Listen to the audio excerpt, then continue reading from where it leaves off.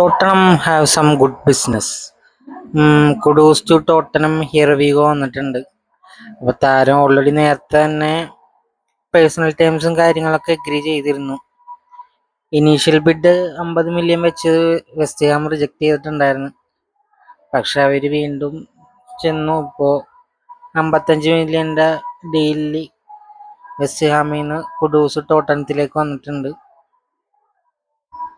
നല്ലൊരു ബിസിനസ് തന്നെയാണ്. ആളെ പറ്റി പറഞ്ഞാൽ നല്ല ബോൾ പ്ലേയിങ് എബിലിറ്റി ഉള്ള, നല്ല ട്രിബിളിങ് ഉള്ളൊരു പ്ലെയറാണ്. ടോട്ടനത്തിന് എന്തുകൊണ്ടും നല്ലൊരു സൈനിങ് തന്നെ ആയിരിക്കുള്ളൂ ഇത്. ഇപ്പോഴത്തെ കുഡൂസിന്റെ ഡീൽ കഴിഞ്ഞ ഉടനെ തന്നെ അവർക്ക് നോട്ടിംഗ്ഹാം ഫോറസ്റ്റിന്റെ മിഡ്ഫീൽഡറായ ഗിബ്സ് വൈറ്റിൽ ഇൻട്രസ്റ്റ് ഉണ്ടെന്ന് ഇപ്പോൾ ഡേവിഡ് ഓൺസിൻ റിപ്പോർട്ട് ചെയ്തിട്ടുണ്ടായിരുന്നു. അതിന് പിന്നാലെ തന്നെ ഇപ്പോൾ ഫാബ്രിസ് റൊമാനോ റിപ്പോർട്ട് ചെയ്തിട്ടുണ്ട്. അപ്പൊ എന്തായാലും നല്ലൊരു പ്ലെയർ തന്നെയാണ്. ടോട്ടനം നല്ലൊരു അഡീഷനൊക്കെ കൊണ്ടുവരാൻ ശ്രമിക്കുന്നുണ്ട്. പുതിയ കോച്ചാണ് അവരുടെ തോമസ് ഫ്രാങ്ക്. അപ്പൊ തോമസ് ഫ്രാങ്കിലും നല്ല ഇൻട്രസ്റ്റ് ഉള്ള ഒരു പ്ലെയർ കൂടിയാണ്.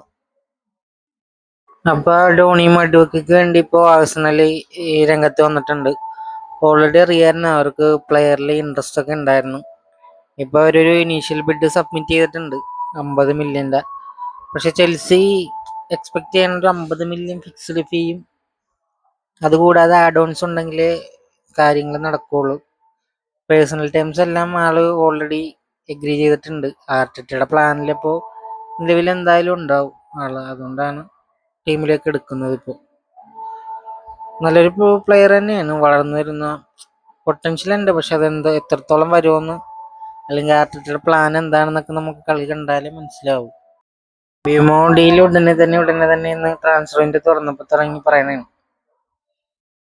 താരം പേഴ്സണൽ ടേംസ് എല്ലാം എഗ്രി ചെയ്ത് അവൻ ആ ക്ലബ്ബ് മതി എന്ന് പറഞ്ഞിരിക്കണത് അവസാനം നടക്കൂയില്ലെന്ന് അറിയില്ല. ബ്രെൻഫോർഡ് ഇപ്പോൾ ആരോ വാൻബിസ എന്ന് പറഞ്ഞ പ്ലെയർ ഇപ്പൊ ടോട്ടനും കൂടി നോക്കണ്ടെന്ന് പറയണം. ഇപ്പൊ 2 പ്ലെയർ എന്തായാലും ഒരുമിച്ച് അവർ വിടില്ല എന്നും റിപ്പോർട്ടുകൾ പുറത്തോട്ട് വന്നിട്ടുണ്ട്. എംബിമോ ഡീൽ ഉടനെ നടത്തണം. അല്ലെങ്കിൽ ഇപ്പൊ മാനുലേറ്റിന്റെ എന്തായാലും പ്രീ സീസൺ ഒക്കെ തുടങ്ങാറായി. പഴയൊരു ടീം തന്നെ ആയിരിക്കും, അല്ലെങ്കിൽ ഒരു മാറ്റവും ഉണ്ടാവില്ല. പുതിയൊരു മാനേജ്മെന്റ് വന്നിട്ടും ഇപ്പോ ഊനയുടെ ഡീല് പെട്ടെന്ന് നടന്നു. പക്ഷെ ഇപ്പോഴും അതല്ലാതെ ഒരു അനക്കവും കാര്യങ്ങളൊന്നും ഇല്ല. ഈ ഡീൽ നടന്നില്ലെങ്കിൽ മാൻ യുണൈറ്റഡ് കുഴപ്പത്തിൽ തന്നെ ആവും. കാരണം കുറെ നാളായി ഇതിന്റെ പുറകെ കിടന്നിട്ട് ഇനി വേറൊരു പ്ലെയറിനെ ചെന്ന് പിടിക്കുമ്പോൾ ഓൾമോസ്റ്റ് എന്തായാലും ടൈം എടുക്കും. അതുപോലെ തന്നെ റയൽ മാഡ്രിഡിന്റെ ഒരു സൂപ്പർ താരം തന്നെയാണ് ബ്രസീലിന്റെ വണ്ടർ കിഡ് റോഡ്രിഗോ. ഇപ്പോ നിലവിൽ ഈ സാബി അലോൻസോന്റെ പ്ലാനിൽ ഇല്ലെന്നാണ് പറയുന്നത്. ഇപ്പൊ ആദ്യത്തെ 5 മത്സരങ്ങളിൽ താരത്തിനൊരു ഷാട്ടും കൊടുത്തില്ല, ബെഞ്ചിലുമാണ്. ഒന്നിനും ഇറക്കിയിട്ടില്ല. താരം റയൽ മാഡ്രിഡിന്റെ പ്ലാനിലില്ല.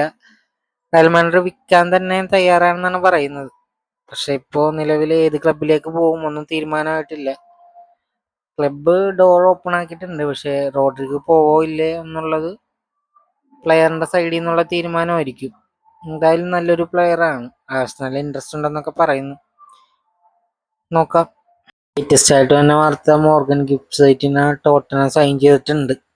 അപ്പൊ കഴിഞ്ഞ ഈ 24 മണിക്കൂറിൽ 2 സൈനിങ്സ് ചെയ്തവര് 60 മില്യന്റെ റിലീസ് ക്ലോസ് ട്രിഗർ ചെയ്തിട്ട് ഗിബ്സൈറ്റിനെയും നോട്ടിംഗ്ഹാം ഫോറസ്റ്റിൽ നിന്ന് കൊണ്ടുവന്നിട്ടുണ്ട്.